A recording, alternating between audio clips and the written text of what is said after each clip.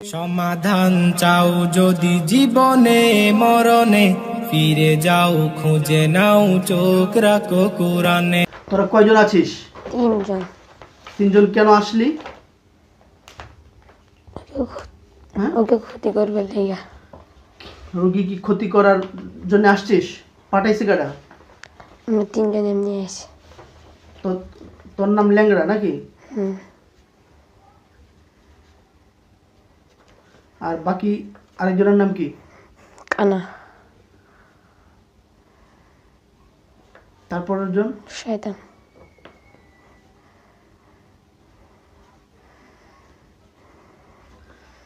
বল। যাহা যাহা বলিব যাহা বলিব সত্য বলিব, সত্য বলিব, মিথ্যা বলিব মিথ্যা বলিব না। না।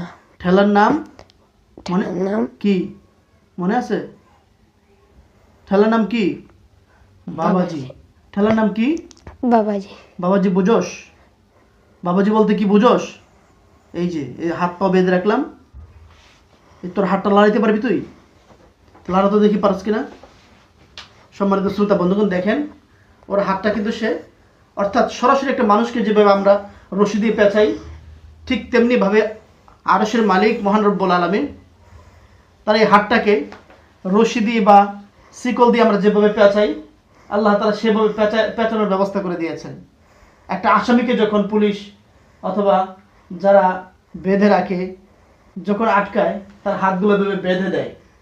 সর্বপ্রথম তার হাতগুলা কি করে? আটকিয়ে ফেলে।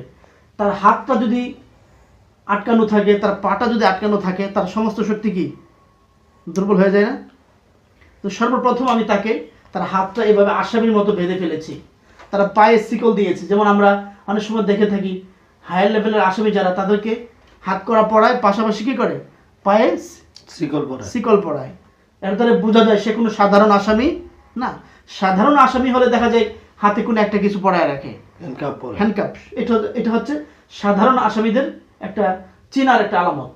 আর যদি আসামিটা গুরুতর হয়, সিরিয়াস লেভেলের হয়, সাধারণ কোনো আসামি না, অপরাধের মাত্রা যখন অতিরিক্ত হয়ে যায়, তখন দেখা যায় দুনো হাত তাকে লক করে দেওয়া হয় এবং পাশাপাশি তার পা দুটাকে লক করে দেওয়া হয়। তো আজকে আমি তাকে আমি সাধারণ আসামি হিসেবে আমি বিবেচনা করি নাই। আমি তাকে সিরিয়াস লেভেলের আসামি হিসেবে তাকে আজকে আমি ধরে নিয়ে আসছি। তার হাত দুনো হাতে আমি হ্যান্ডকাপ পরিয়েছি, পাশাপাশি তার দুটি পাকেও আমি শিকল পরিয়েছি। এর মানে কি তুমি আজকে সাধারণ আসামি? বলো তো, আওয়াজ দিয়ে বলতে হবে, একবার ক্লিয়ার আওয়াজ। তুমি কি সাধারণ আসামি? না। আচ্ছা।